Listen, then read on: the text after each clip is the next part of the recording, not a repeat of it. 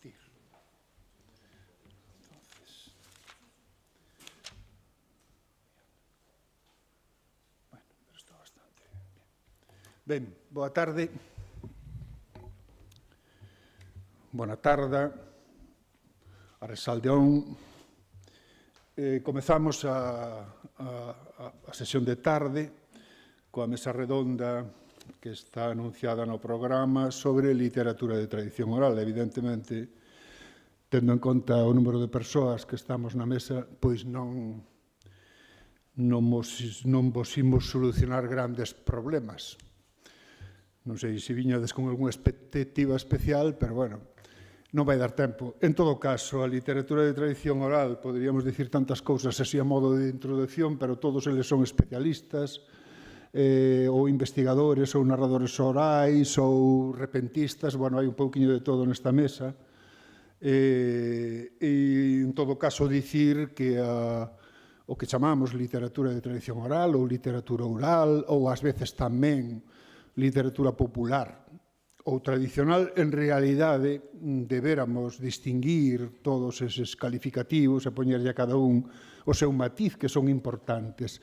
Pero a modo de resume podemos dicir que a literatura oral ou de tradición oral é aquela que se expresa fundamentalmente, non exclusivamente, por vía oral, pola voz, que lle chamamos popular cando xa decantou e se instalou e o pobo en xeral se apropiou dela para facer uso dela, para cantala, para contala, etc., etc.,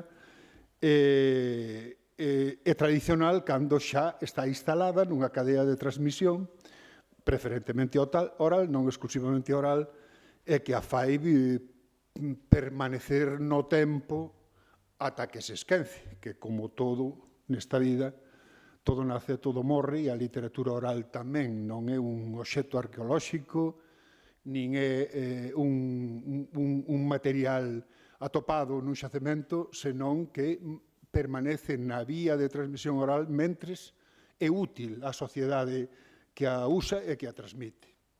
Simplemente uns apuntes. É certo que tamén o que chamamos isto literatura oral está cambiando. Hoxe en día xa é moi complicado atopar nos traballos de campo determinados xéneros ou subxéneros, como, por exemplo, os contos maravillosos. Hoxe prácticamente están desaparecendo da transmisión por moitas razóns que non vamos a analizar hoxe, evidentemente, pero que, para que vos deades unha idea, son esas narracións complexas, longas, simbólicamente dunha riqueza espectacular, e que, desgraciadamente, pois a xente xa non as retén na memoria, pero non porque perdese a memoria, senón porque normalmente non hai un auditorio disposto a escoitar esas narracións. E, en cambio, tamén aparecen outros, que dicir, dos cantos de oficios, de traballo, etc., que van desaparecendo porque desaparecen os traballos nos que se cantaban e tal.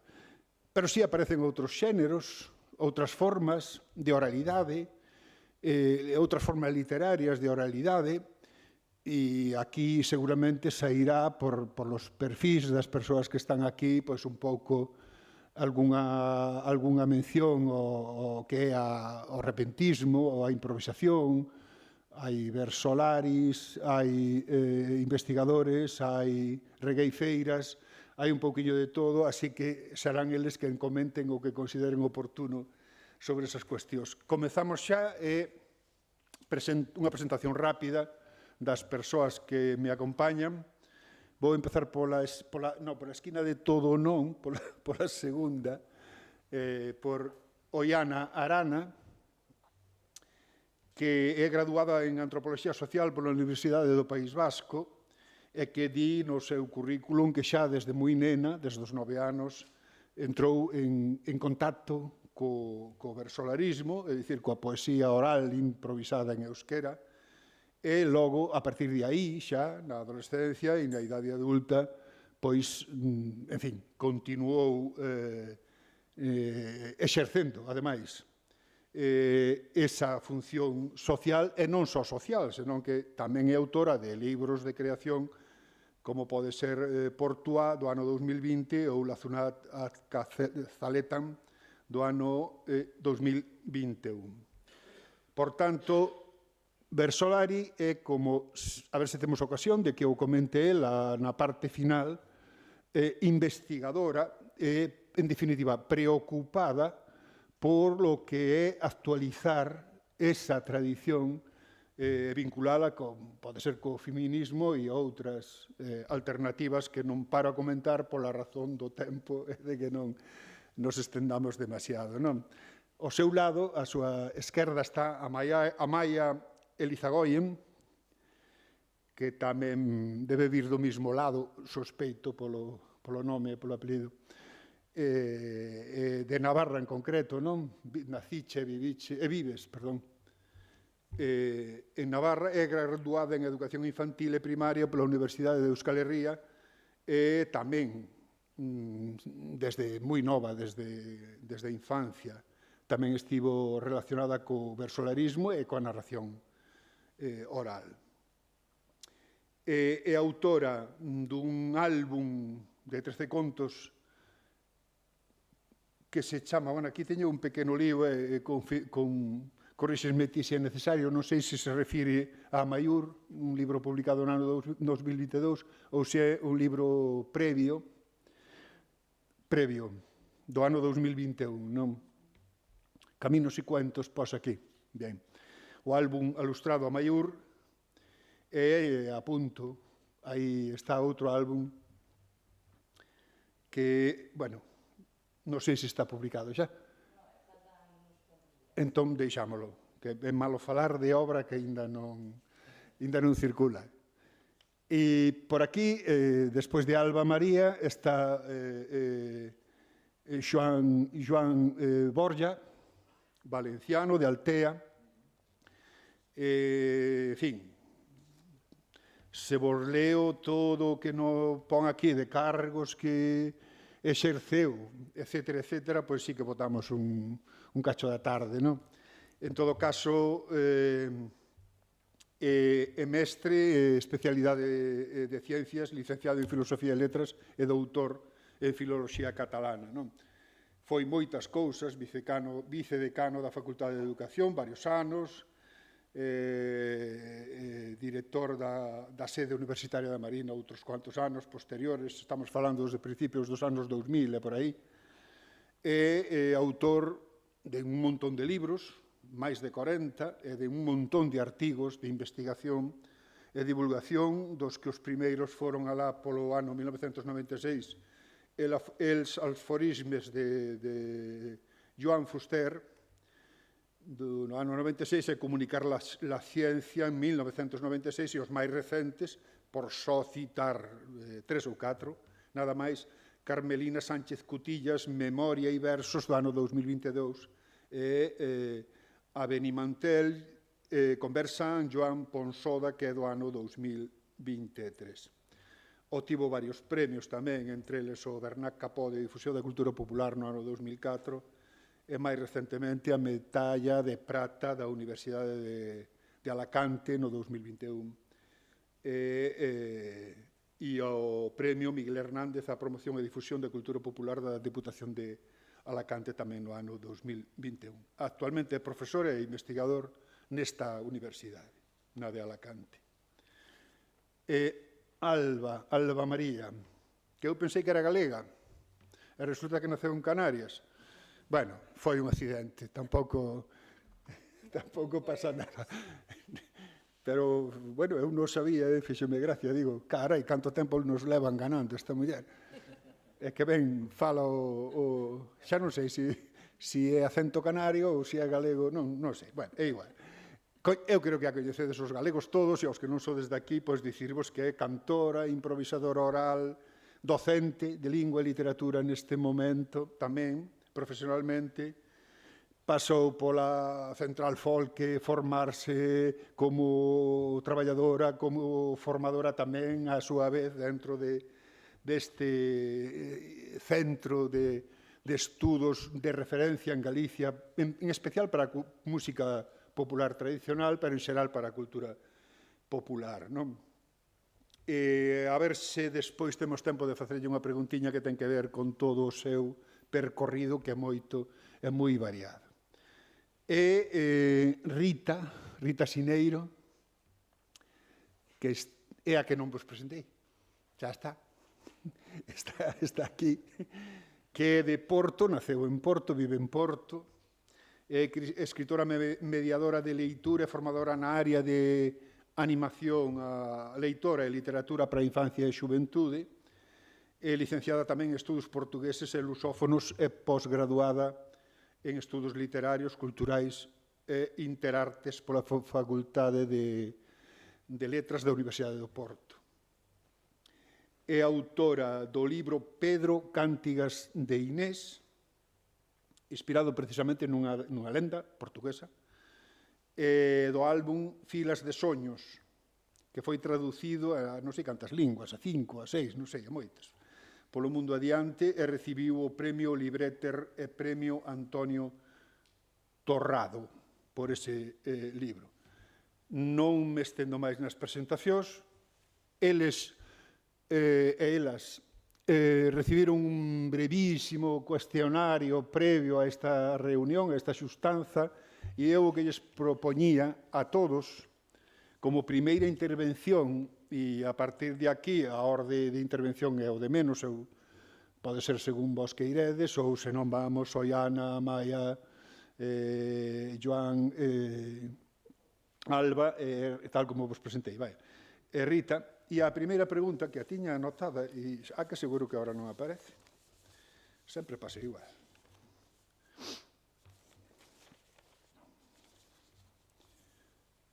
Está ben, está ben.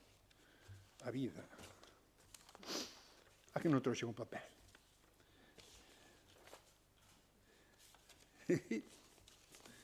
Bueno, máis ou menos recordo o que vos propoñía, e seguro que vos tamén, non?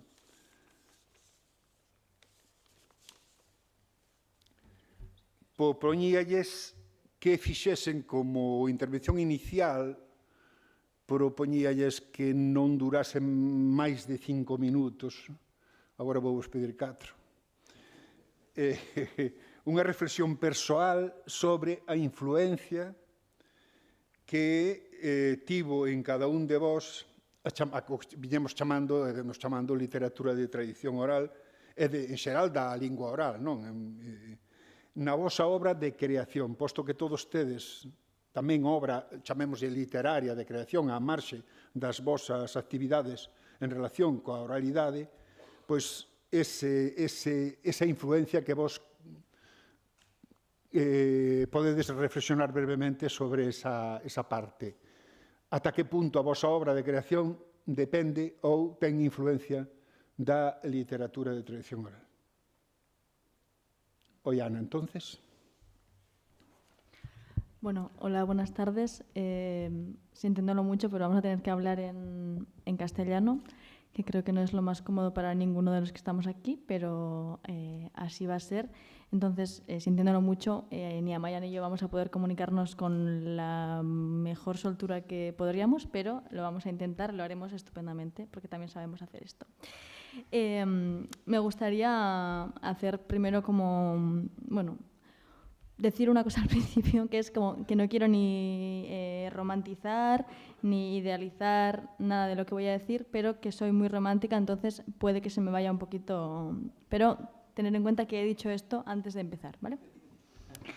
Bueno, como bien han dicho en la presentación, yo empecé en la escuela de Versolaris con aproximadamente 9 años y anteriormente ya en el colegio habíamos recibido clases de versos, porque en la mayoría de los colegios de Euskal Herria, sobre todo de las partes más donde más se habla euskera, desde el cuarto de primaria solemos tener clases de versos una vez a la semana en el colegio.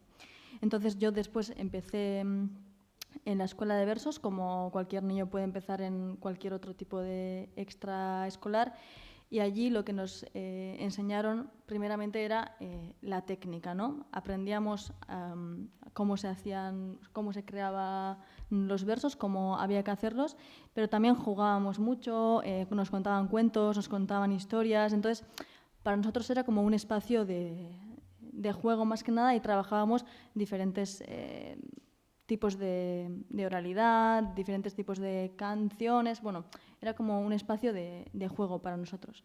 Pero sí que poco a poco fuimos aprendiendo cómo se creaba, cuál era la técnica, cuáles eran las bases. Y la bertsolaritza lo que tiene es, para mí, que es artístico, pero que también tiene una parte comunicativa.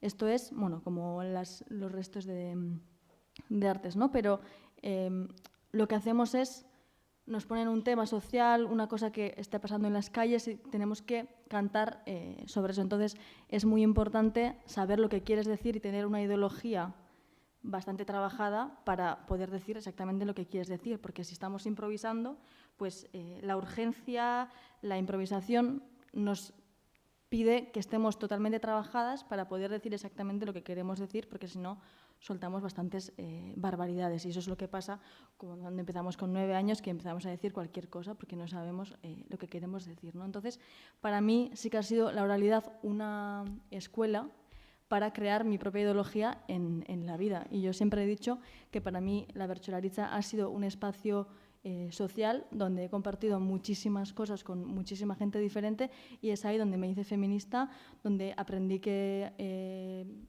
nuestro idioma había que valorarlo, donde me hice boyera, donde hice colegas y aprendí a valorar lo que hoy en día valoro. Entonces creo que la oralidad ha sido muy importante en mi vida diaria, no solamente en la artística, sino en la vida en general. Es verdad que después tuve como un momento donde corté un poco la relación que tenía con la oralidad, porque no me servía no llenaba, digamos, todo el vacío que yo sentía, y necesitaba como otra parte artística no tan ceñida a la técnica, no tan concreta, y es entonces cuando me relacioné más con la poesía y empecé a escribir poemas y tal, ¿no? Pero estoy muy contenta de haber mantenido las dos ramas y haber creado redes y amistades muy relacionadas con estos temas, desde el feminismo, desde la teoría queer y este tipo de cosas, ¿no? Porque hoy en día yo tengo 23 años y todas las semanas cojo un día con mis amigas para cantar versos y hablar sobre estos temas y crear espacios para compartir, y cojo otro día de la semana para escribir poemas en comunidad, hablar sobre poesía. Entonces, bueno, sí que para mí ha sido muy importante en mi vida en general. Bueno, pois moitas grazas, sobre todo polo respecto ao tempo previsto, que maravilla, da gusto. Agora tocalle a Maia.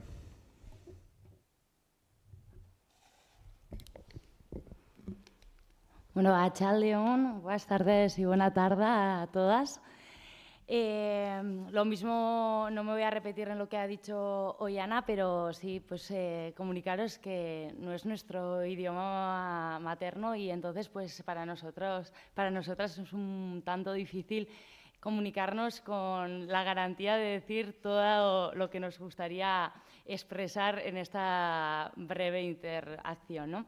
Bueno, yo me dedico a la narración oral hace 10 años, este es mi oficio, y me remontaría un poco a mi infancia para explicaros cómo he llegado a este oficio que no se enseña en ninguna escuela, pero que poco a poco sigue resurgiendo y bueno, tiene su camino, ¿no? En Euskal Herria también. Yo soy del 94, soy de Navarra, no sé si sabéis, pero Navarra tiene 3 zonas lingüísticas. Yo soy de la zona vascófona, pero he tenido mucha relación con la zona mixta, que es Pamplona y todo el territorio que lo rodea. Y entonces recuerdo desde muy pequeñita que en mi familia siempre nos hemos movilizado mucho para para luchar a favor de los derechos lingüísticos en Navarra. Y, por ejemplo, recuerdo, yo tengo cuadrilla en Pamplona y esta cuadrilla no tenía opción de estudiar en euskera y se hicieron muchas manifestaciones para que pudieran tener un modelo en euskera y pudieran aprender la lengua, ¿no? Entonces, desde muy chiquita he tenido una relación muy estrecha con la lengua y con el mantener el idioma y como una necesidad de defender nuestro idioma, ¿no? Entonces, en mi caso, la oralidad llegó sobre todo por la parte paterna, ya que mi padre es bercholari y fundó las escuelas de bercholaris en Navarra. Y, bueno, pues al final él se llama Bittor Elizagoyen y Manolo Arocena tuvieron un papel bastante importante en la difusión de los berchos en toda Navarra.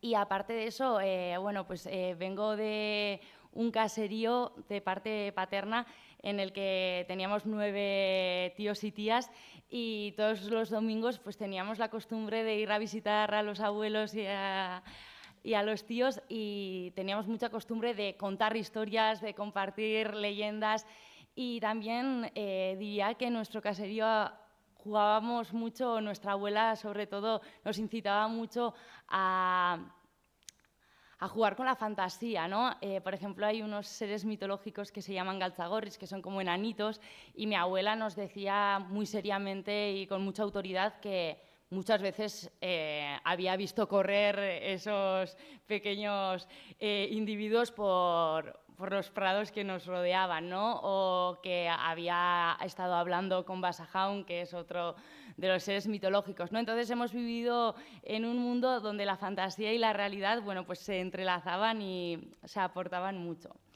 Y luego, pues un poco como Yana, yo también tuve una relación muy estrecha tanto con las nanas, que creo que son parte de mi infancia y también han sido una manera de relacionarme con la oralidad y con el idioma, y también los berchos, ¿no? Yo recuerdo que antes de aprender a escribir ya iba a la escuela de berchos y para mí fue también una manera de aprender a disfrutar con un idioma y también a exprimir el idioma de otra manera, ¿no? Y desde el juego, desde el placer y también desde un cariño que quizás no sería lo mismo si no hubiera tenido estas experiencias. Y luego un poco, cuando llegué a la universidad y empecé a estudiar magisterio, me di cuenta de lo importante que era transmitir las historias, los mitos, porque al final, bueno, pues la oralidad recoge mediante mitos y leyendas todas aquellas respuestas a preguntas universales que la mujer y el hombre se han hecho desde los comienzos, desde los tiempos, ¿no? Entonces, yo me di cuenta cómo esos mitos y esas leyendas habían creado mi identidad y lo importante que era hacer partícipe a los niños y a las niñas de esa realidad y de esa comunidad, ¿no? Y me apasionó tanto que decidí pues, abarcarme en ese camino y desde entonces pues me dedico a ello. Y sobre todo diría que pues el imaginario colectivo o en este mundo en el que la individualidad cada vez tiene más espacio, pues es para mí primordial esos momentos y esos encuentros que se hacen donde la palabra prima y la palabra es nuestro elemento para poder viajar sin movernos de nuestro sitio, ¿no? Entonces, bueno, es un viaje colectivo que para mí es muy importante, muy especial y la verdad que lucho día a día para que siga siéndolo en Euskal Herria. Eskerrik asko. Gracias. Agora ten a palabra Joan.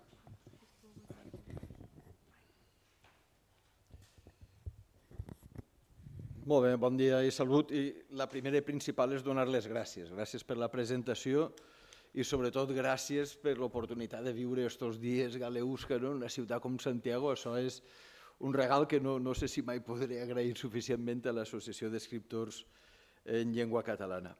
Per a mi he de confessar que quan Antonio que ha sigut un coordinador metòdic i puntual i ens va avançar les preguntes, la partida està arreglada, va ser una sorpresa enorme perquè jo sóc un animal universitari, no sé com dir-ho, d'estos barbuts i avorrits i em dedique més que no a la creació, a la investigació de l'etnopoètica. I jo creia que el meu sentit d'estar així seria per explicar una cosa que crec que no és cap broma. Ara es comentava si el món de la literatura oral està en decadència, tendeix a desaparèixer.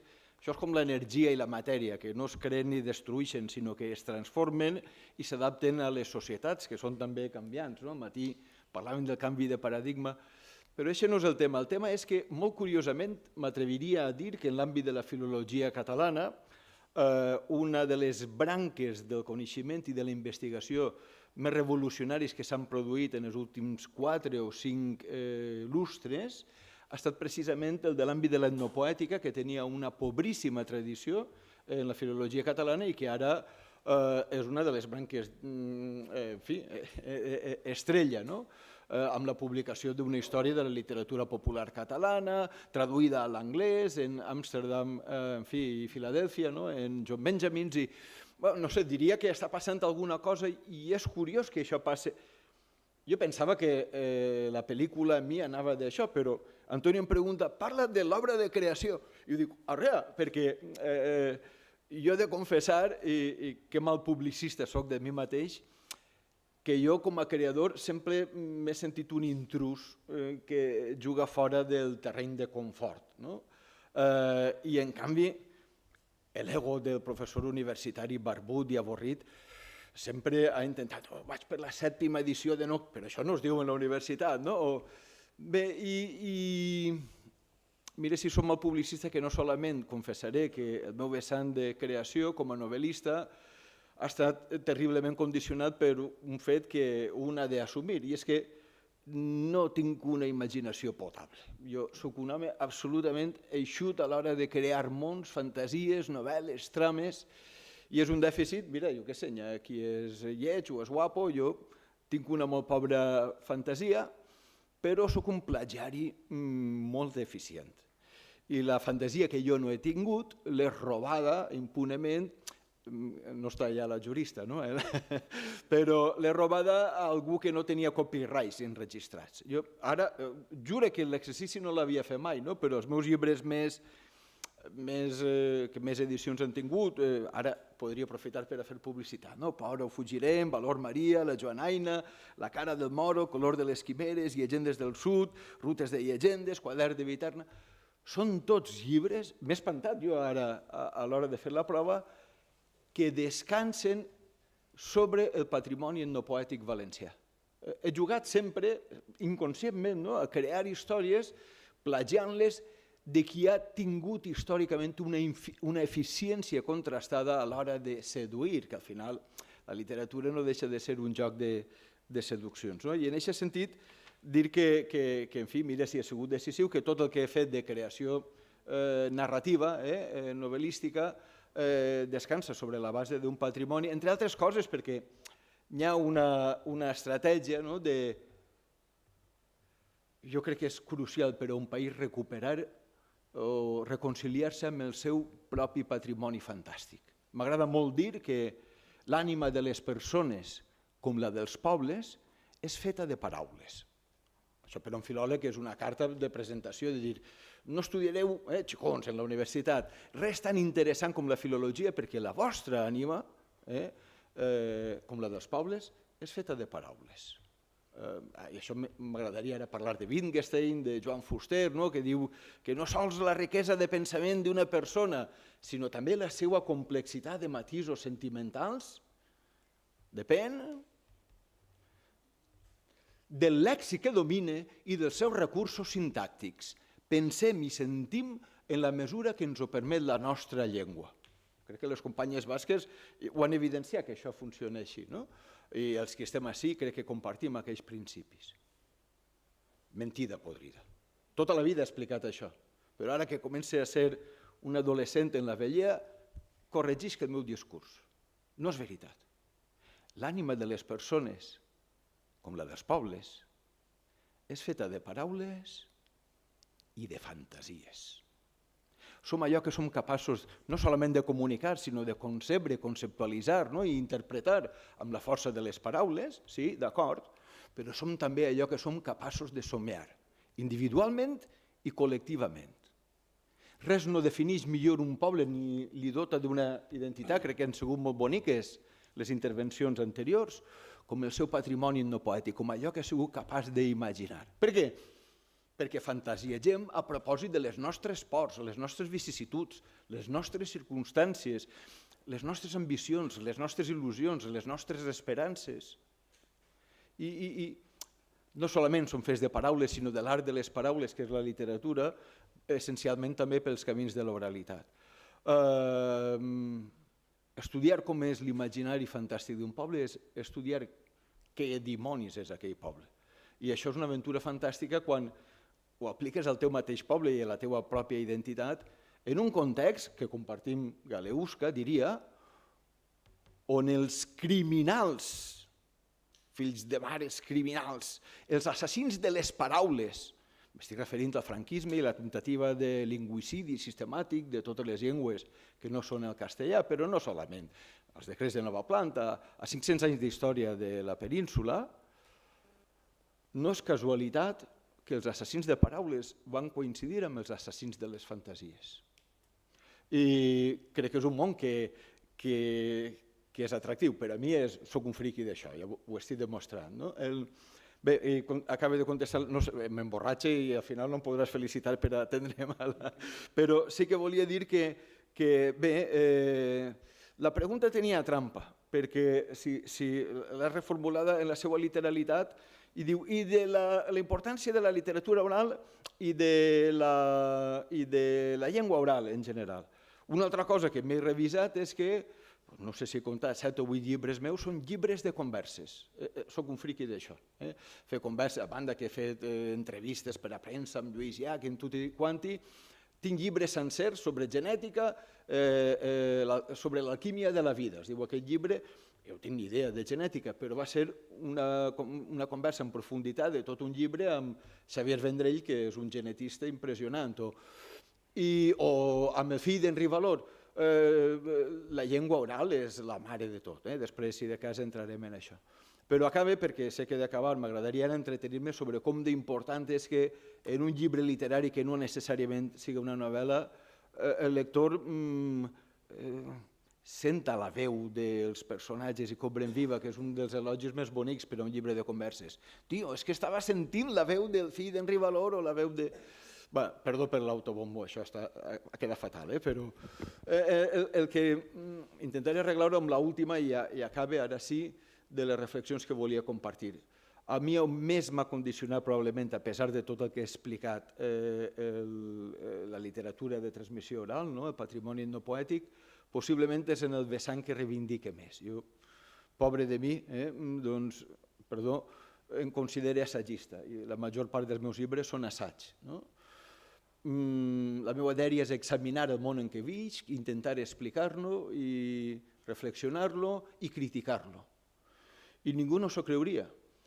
Però el patrimoni etnopoètic, des de la Malhora, per ara citar coses concretes, els Esquiladers, la 40 Maula, parla de personatges fantàstics del patrimoni etnopoètic valencià, per a mi han sigut determinants perquè com que responen a una cosmovisió, a una percepció de la realitat, m'han resultat com a periodista, com a assagista, fabulosament atractius a l'hora d'interpretar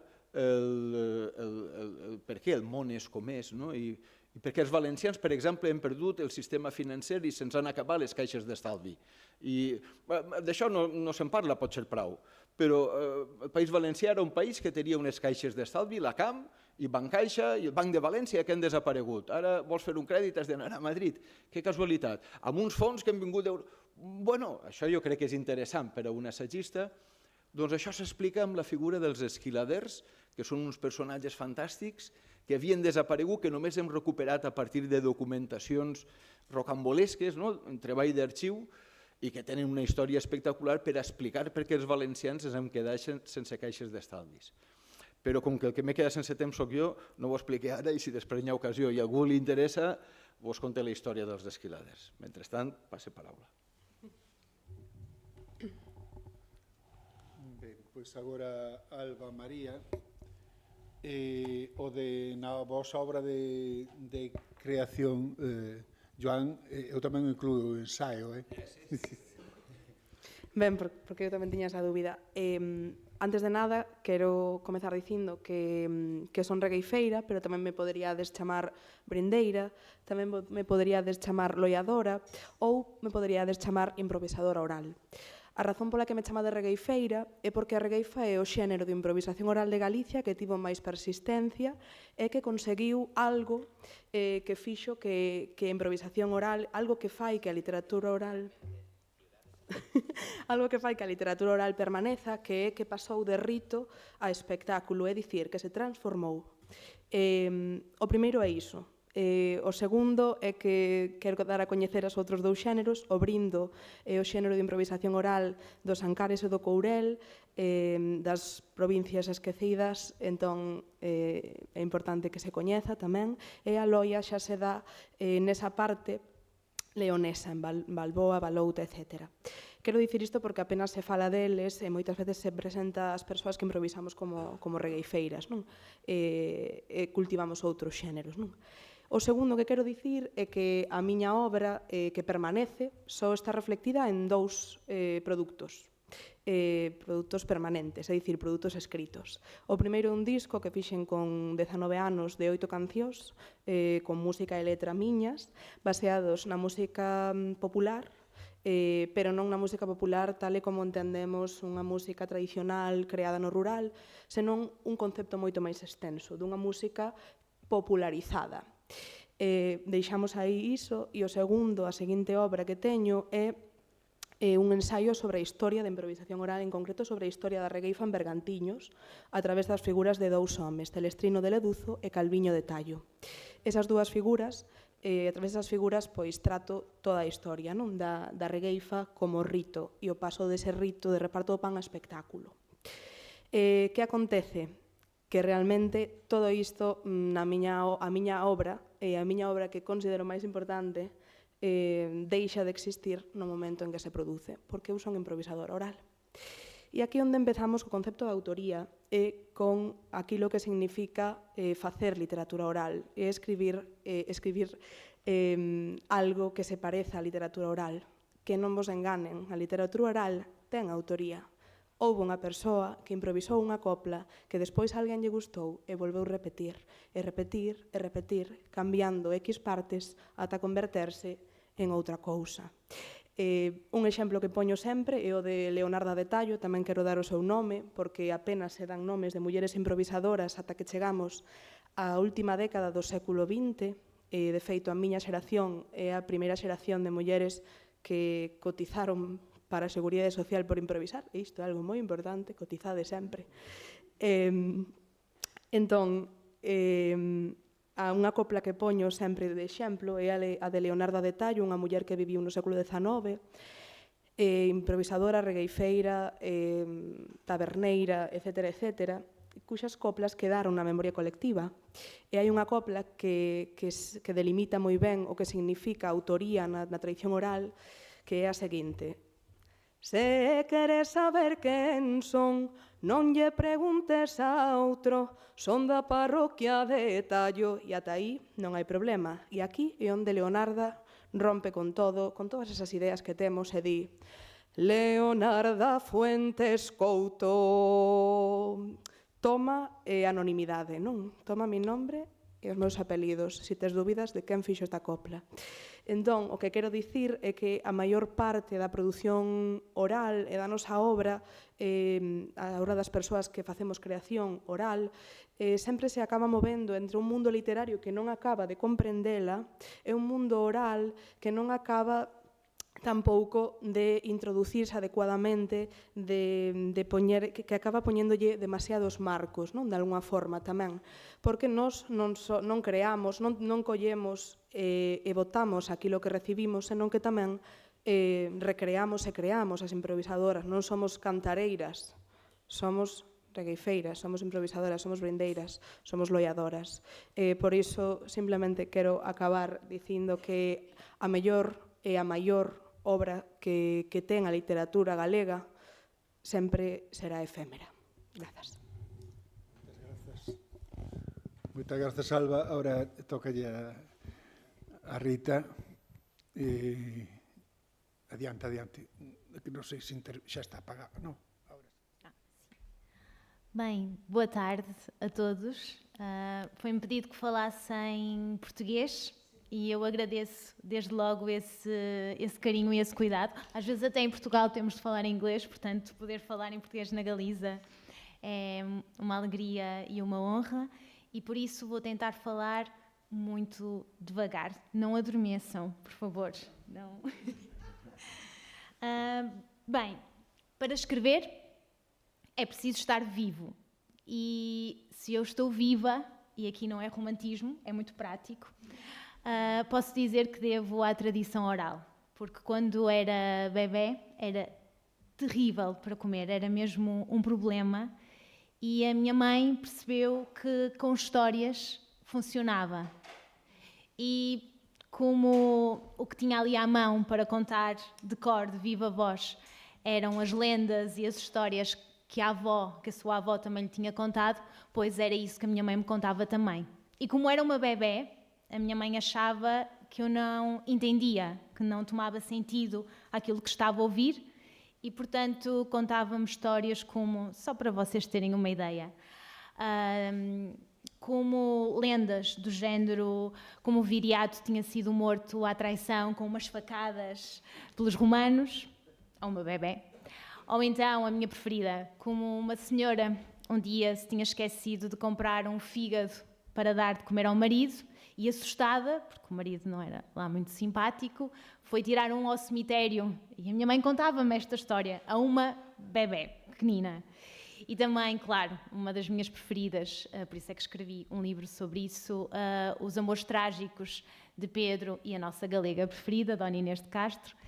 E todas estas histórias sempre com aquela ideia de que eu não estava a tomar sentido. A verdade é que sou capaz de contar essas histórias até agora e não só essas histórias me permitiram sobreviver, porque era a única maneira de me fazer comer, como também marcaram o meu caminho para sempre. E se não fosse isso, acho que não seria escritora e por essa razão não teria a alegria de estar aqui hoje a falar convosco.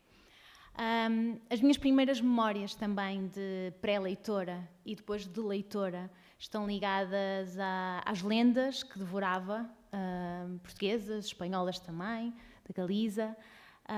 Lembro-me também de a única maneira de me manterem quieta, porque já perceberam, sou uma fala barata, gosto de conversar muito, era com livros. Então lembro-me de uma caixinha que tinha com livros muito pequeninos que me cabiam nas mãos.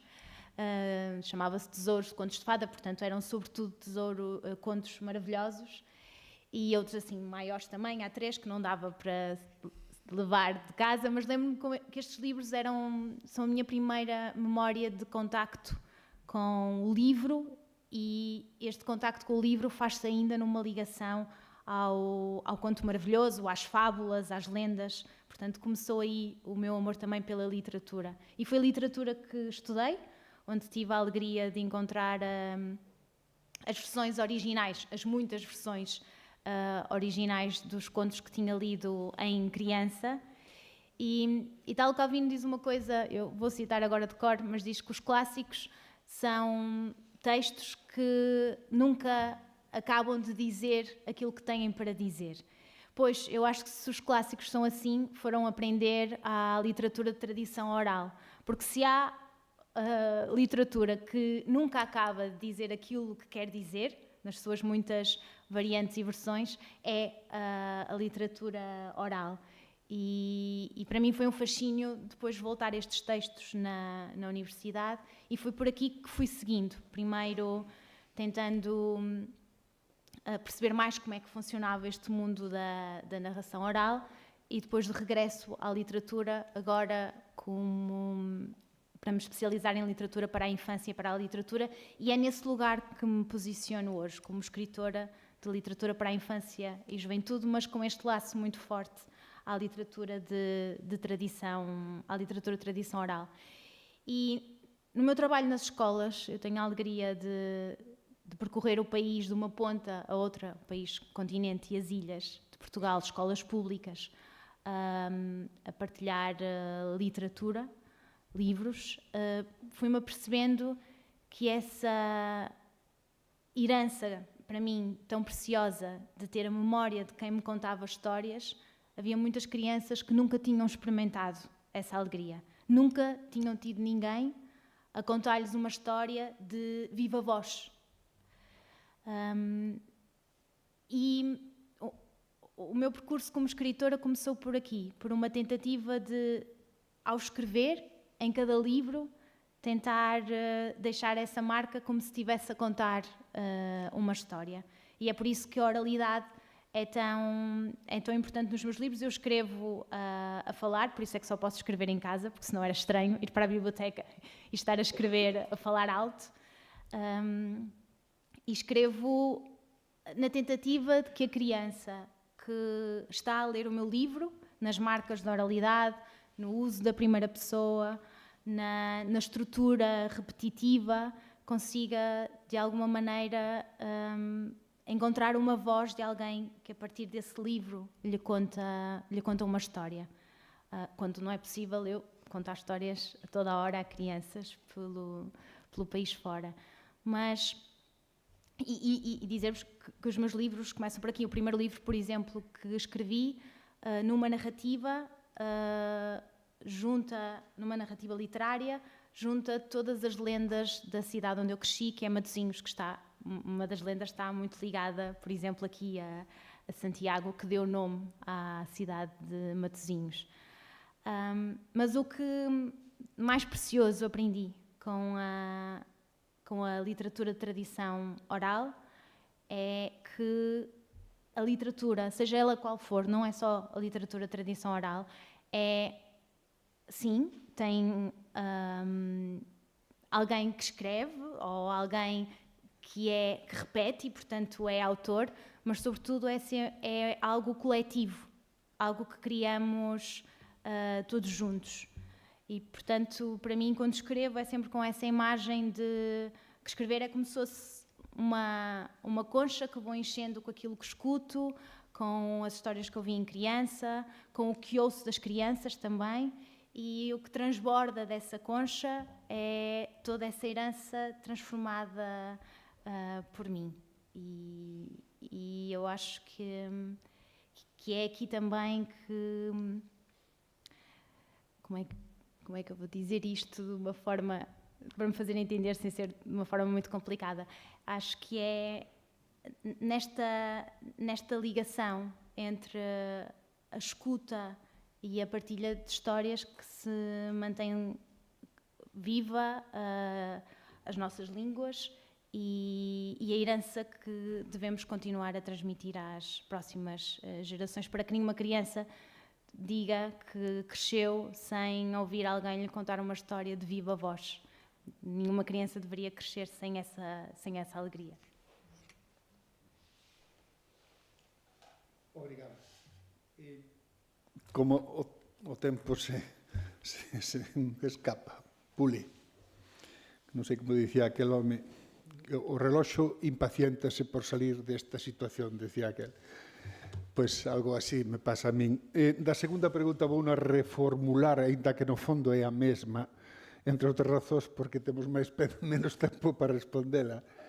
Teríamos que, como moito, cada 2 minutos e tal. Ten que ver coa supervivencia da literatura nas nosas respectivas linguas, que a excepción de Rita son linguas minorizadas, oral e literariamente, unhas con máis saúde que outras, pero bueno, no caso do galego, pois, no que eu uso oral da lingua, pois perdemos falentes progresivamente.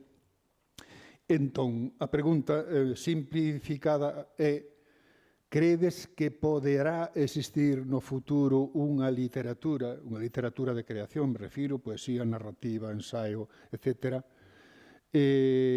se imos perdendo falantes orais? Ted en conta que son 2 minutos que me din que teñen que ir aquí ao lado ao Panteón de Galegos Ilustres e impaciéntanse os señores e as señoras que están aí esperando. Ali, aí, sí. Ana, sí. Bueno, a mí me gustaría repetir algo que ha dicho Alba, que me parece muy interesante, que es bastante aplicable a lo que nos ha pasado a nosotros en el País Vasco, y me parece, bueno, en Euskal Herria, perdona, y me parece algo muy interesante de decir, ¿no? Tú has dicho que la literatura de tradición oral ha pasado de ser algo ritual a un espectáculo, ¿verdad? Y a nosotros lo que nos ha pasado con la bertsolaritza es algo, bueno, digno de contar, ¿no? Porque sí que ha pasado de ser algo totalmente de lo rural, algo como muy pequeño y tal, a ser uno de los mayores acontecimientos social, cultural y políticos de nuestra sociedad, ¿no? Y es en euskera, y conseguimos que se junte un montón de gente cada 4 años, pero todos los fines de semana, para escuchar a bertsolaris hablar o cantar. Y hay un montón de bertsolaris que también escriben, o sea, es como hay un movimiento entero relacionado con la bertsolaritza que parte de las escuelas de bertsolaris. Entonces, con la pregunta que nos hacías, evidentemente yo creo que la literatura escrita está muy bien, pero si es solo escrita y no hay parte oral, los idiomas no valen para nada, ¿no? Bueno, sí que sirven, pero opino que los idiomas son orales y hay que hablarlos, hay que cantarlos, hay que contarlos, porque si no, no sirven para nada. Entonces, creo que el mayor reto de nuestros idiomas es conseguir que la gente los hable, ¿no? Porque si son idiomas meramente administrativos, meramente escritos, no tenemos ningún tipo de futuro, ¿no? Y ya está, he pasado 2 minutos hablando.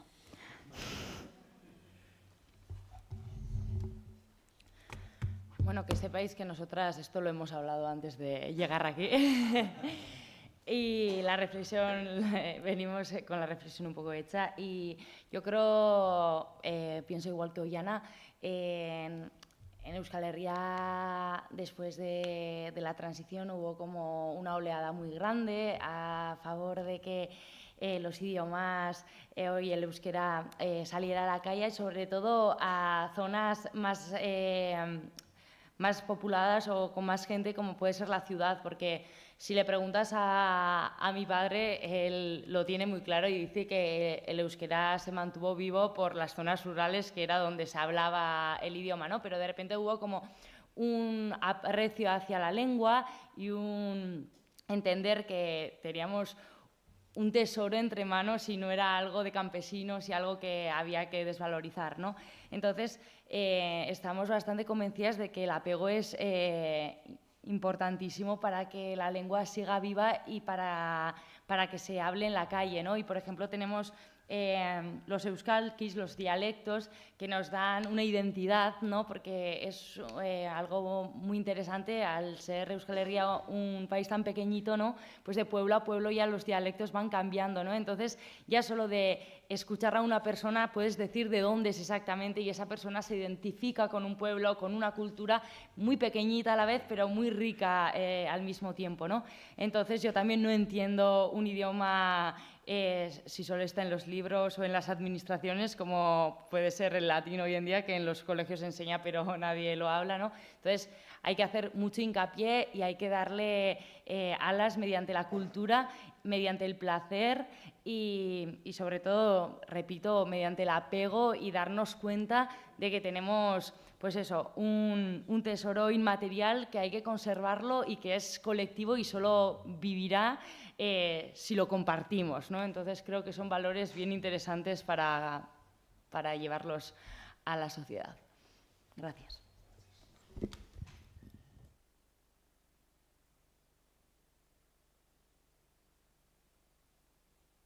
Perdó? Ara sí, ens sent. 2 minuts podria sobrar-me en 2 dècimes de segon. La resposta és no.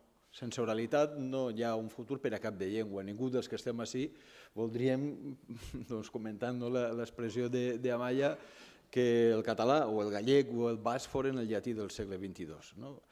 La llengua és oralitat i ja podem inventar espais comunicatius que al final la llengua té només 2 esferes d'expressió. O es desenvolupa en el temps, com en l'oralitat, o es desenvolupa en l'espai com un trassumpte del temps, que és l'escriptura. prou, això és així de senzill.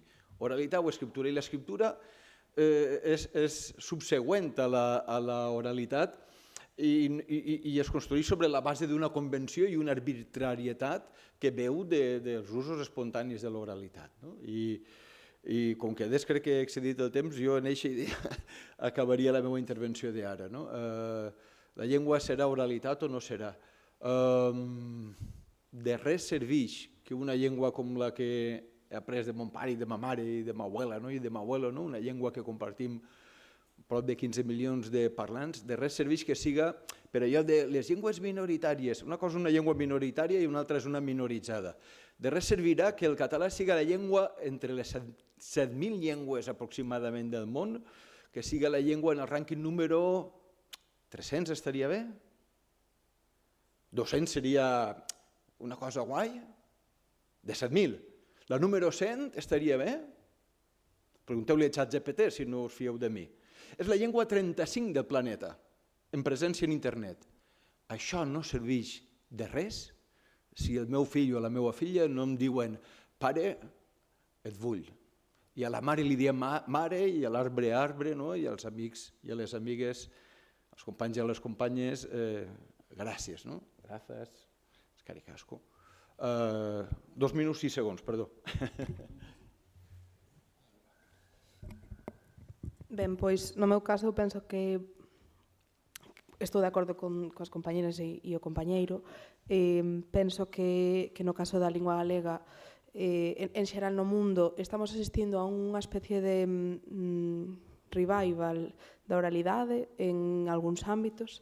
Volvemos ser orais, e quero recordar a todo o mundo que as cancións tamén son poemas e tamén é literatura, vale? Porque iso é moi importante, que estamos escoitando literatura todo o tempo e que en grande parte, na miña opinión, e no caso da lingua galega, que é a lingua na que falo e na que creo e na que ensino, penso que moito dese futuro está na creación, no apoio de persoas referentes que creen nesas linguas de todos os contidos. E moita desa creación está dentro dun ámbito moi denostado, que é o ámbito urbano.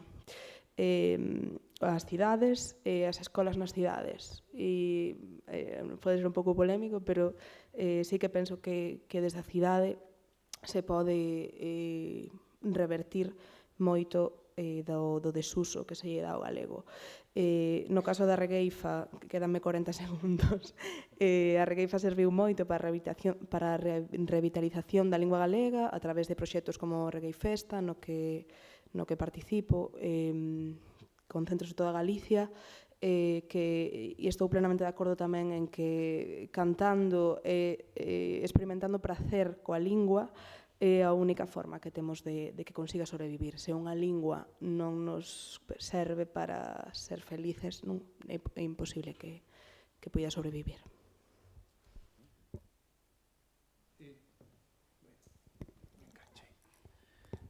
Simplemente, como Rita quedou un pouco fora de xogo, porque non ten eses problemas, pregúntoche simplemente, tamén para unha resposta moi breve, se en Portugal tedes percepción dos conflitos lingüísticos entre as linguas oficiais que hai en España?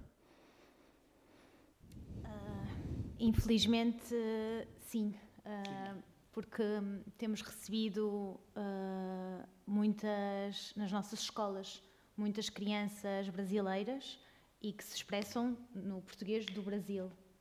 E o que acontece é que muitas professoras tentam corrigir como se existisse um português correto e um português que não é tão correto. E eu tento, nas minhas visitas às escolas, combater esta ideia, porque não existe uma forma certa de falar português e uma forma errada de falar português. E uma criança que chega do Brasil tem direito à sua identidade linguística também.